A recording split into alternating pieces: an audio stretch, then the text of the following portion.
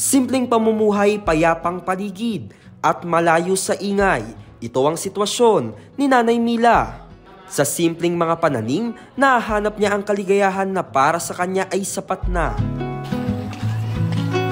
Dito na tayo sa aking halamanan. Dito tayo dadaan.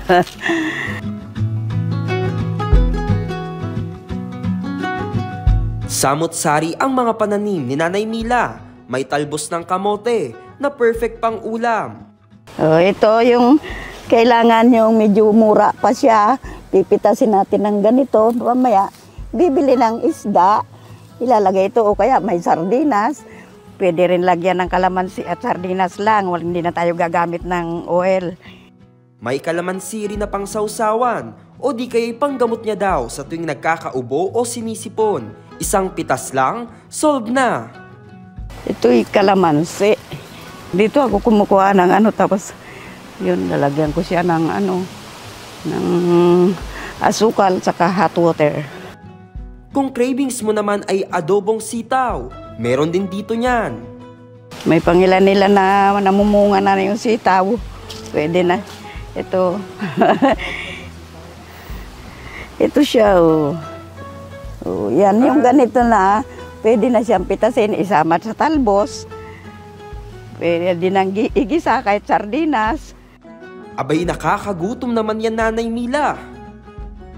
Ang simpleng libangan ni Nanay Mila na pagtatanim kahit paano daw ay napagkakakitaan din.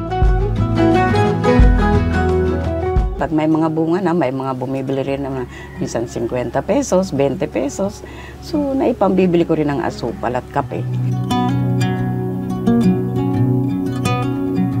Dito sa Barangay Bagong Silangan, Quezon City, naninirahan si Nanay Mila kasama ang kanyang kinakasama. Higaan, walang kutsyon. Pagbangon ko, diretso rin.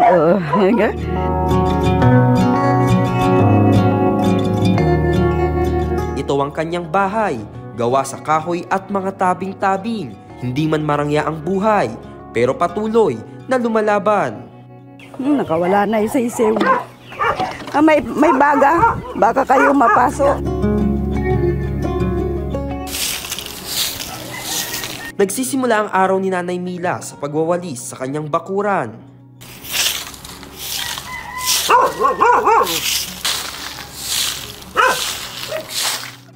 Pagtapos nito, ay nagpapakain naman siya ng mga alagang manok na kanila ding ibinebenta. Ang kita dito ay napupunta sa pagkain at panggamot nila araw-araw.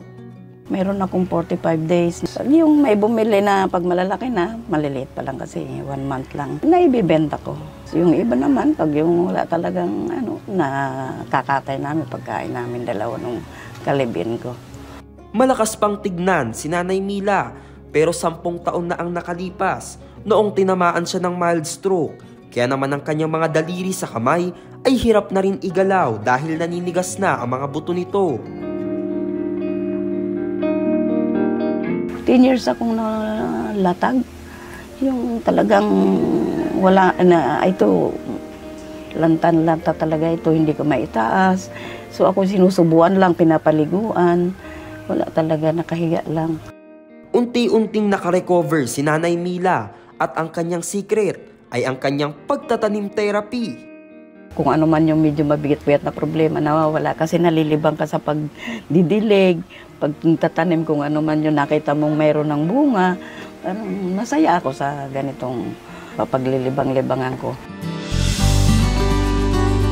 Para mas lalong sumaya ang araw ni Nanay Mila, may hatid na regalo ang serbisyong bayan ni Tatay Rani para sa kanya. Kayo po ba'y nakakatanggap ng ayuda sa lugar niyo po dito? Nakakarating naman. Kapag po baha na nasa evacuation kami, meron po manggagaling sa mayor talaga. Bigay na po namin sa inyo itong grocery na. Galing po yan kay Tatay Rani.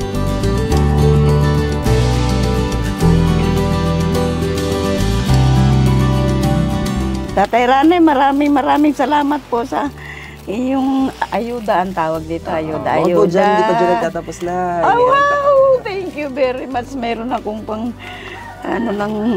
bibili akong gamot. Simpleng regalo pero ramdam mo ang ngiti at saya sa puso ni Nanay Mila. Patunay na sa simpleng mga bagay at sa simpleng buhay ay marunong siyang magpahalaga. Isang bagay na dapat matutunan din ng marami, na makontento sa kung anong meron tayo at maging masaya basta walang tinatapakang tao.